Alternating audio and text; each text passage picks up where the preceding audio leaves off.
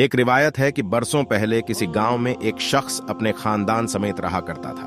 वो बहुत बदजलन और बुरा इंसान था। हर वक्त शराब के नशे में धुत रहता था। गांव का कोई भी शख्स इसको पसंद नहीं करता था। वो शख्स मेहनत मजदूरी करके जो कुछ भी कमाता, उसका ज्यादातर वो अपनी शराब पीने की आदत पर लगा देता। इसके साथ साथ उसके बीवी बच्चे भी मुफलिसी की जिंदगी गुजार रहे थे। वक्त गुजरता जा रहा था और उस आदमी के जिस्म में शराब खून की जगह ले रही थी। वो अपने खानदान के लिए जिस कदर मेहनत करता जा रहा था, उसी कदर उसकी सेहत खराब होती जा रही थी। जैसे कि इसको गांव वाले बिल्कुल पसंद नहीं करते थे, इसी वजह से उसे कोई भी अपने यहाँ मजदूरी का काम नहीं देता था। हमेशा ही इसे काम के लिए किसी दूसरे गांव की तरफ जाना पड़ी देता था। उसकी बीवी कुछ ना कुछ सिलाई वगैरह करके उसका हाथ बटाती थी, लेकिन अब वो बहुत ज्यादा बीमार रहने लगा और एक दिन ऐसा आया कि वो बेचारा मर गया। उसकी मैयत उसके आंगन में रखी गई थी। उस शख्स के बच्चे और उसकी बीवी उसके पास बैठे अपने आखिरी सहारे को हसरत भरी निगाहों से देख रहे थे। कुछ भी हो, बच्चों के लिए उनका बाप दुनिया का सबसे अहम शख्स होता है। लेकिन इससे भी बढ़कर तकलीफ देने वाली बात यह है कि गांव में हर घर को पता चल चुका था कि इस आदमी की मौत हो गई है, लेकिन कोई भी उसके घर नहीं आया उसकी शराब पीने की आदत की वजह से।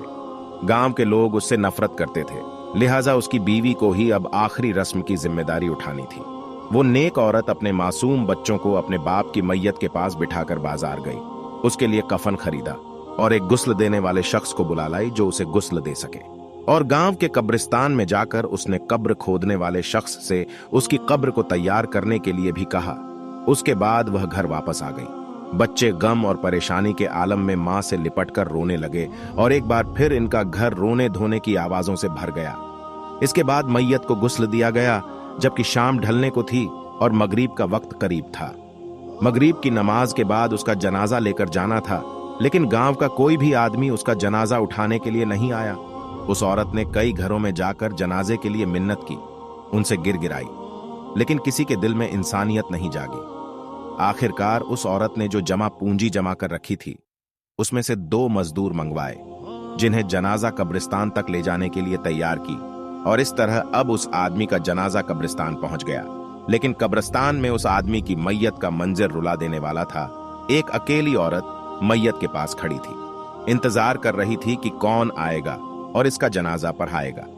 रात का अंधेरा बढ़ता जा रहा था। कब्रिस्तान के करीब ही एक पहाड़ी थी, जिस पर एक बुजुर्ग रहा करते थे। वो अल्लाह के नेक बंदे और वली थे। गांव के सभी लोग उनसे नसीहत लिया करते थे और उन्हें अपना पीर और मुर्शिद मानते थे। वो बुजुर्ग शख्स आज तक इस पहाड़ी से नीचे नहीं उतरे थे, लेकिन आज उन्होंने पहाड़ी के किनारे पर खड़े होकर कब्रिस्तान में देखा और वहां एक औरत को मैयत के पास खड़ा पाया, तो वो तेजी से पहाड़ी से नीचे उतरे। ये एक गैर मामूली बात थी, क्योंकि उन्होंने आज से पहले कभी ऐसा नहीं किया था। उनके नीचे आने की खबर पूरे गांव में फैल गई और देखते ही देखते सारा का सारा गांव कब्रिस्तान पहुंच गया। उन्होंने मैयत के पास पहुंचकर उसकी बीवी से कहा कि बेटा, तुम फिकर मत करो, इसका जनाजा मैं खुद पढ़ाऊंगा। जैसे ही उन्होंने नमाज जनाजा पढ़ाने के लिए कहा, तो गांव के सारे मर्द एक एक करके जनाजे की नमाज पढ़ने के लिए उनके पीछे खड़े हो गए। और इस तरह उन्होंने शराबी की नमाज जनाजा पढ़ाई। दुआ के बाद पहाड़ी बुजुर्ग गांव वालों से फरमाने लगे कि ऐ लोगों, मगरिब से कुछ वक्त पहले मैं अपनी इबादत गाह में बैठा था। मेरी अचानक आंख लग गई और एक अनजान आवाज ने मुझसे मुखातिब होकर कहा, जाओ, नीचे कब्रिस्तान में एक औरत अपने शौहर के जनाजे के साथ मौजूद है। उस मैयत का जनाजा पढ़ाने वाला कोई नहीं, लिहाजा आप जाओ और उसकी नमाज जनाजा पढ़ो। अल्लाह पाक ने उसको माफ कर दिया है। उसके साथ ही अचानक से मेरी आंख खुल गई। मैंने पहाड़ी के किनारे पर खड़े होकर जब कब्रिस्तान में देखा, तो वही मंजर, इसीलिए मैं इस काम के लिए नीचे उतरा हूं। इसके बाद उन्होंने उसकी बीवी की तरफ मुतवज्जो होकर पूछा, ऐ नेक औरत, तू मुझे ये बता कि यह शख्स ऐसा कौन सा काम करता था जिसकी वजह से इस पर ऐसा जबरदस्त अल्लाह की रहमत नाजील हुई। वो औरत कहने लगी, हजरत, ये तो हर वक्त शराब पीता रहता, दिन भर शराब खाने में बैठा रहता, लेकिन 3 काम ऐसे थे जो ये जरूर किया करता था। इनमें पहला ये कि मेरा शौहर हर रात शराब के नशे में रहता था और उसी हालत में सो जाता, लेकिन जैसे ही सुबह उसकी आंख खुलती, वो नमाज अदा किया करता था।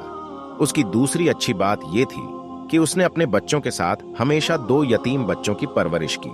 हमारी 4 औलाद में से 2 बच्चे हमारे हैं, जबकि 2 बच्चे यतीम हैं। और तीसरी आदत ये थी कि जब भी इसका शराब का नशा उतर जाता तो वो रो रो कर अल्लाह ताला से मुआफी मांगता।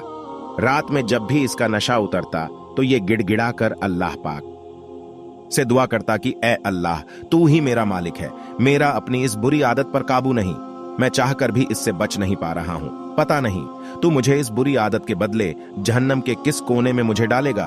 वो इन्हीं लफ्जों के साथ रात भर अल्लाह ताला से फरियाद करता रहता। ये सुनकर वो बुजुर्ग कहने लगे कि अल्लाह ताला ने उसे माफ कर दिया है। उसके बाद सब गांव वालों ने मिलकर उसे दफन किया। दोस्तों, ये थी शराबी पर अल्लाह की रहमत।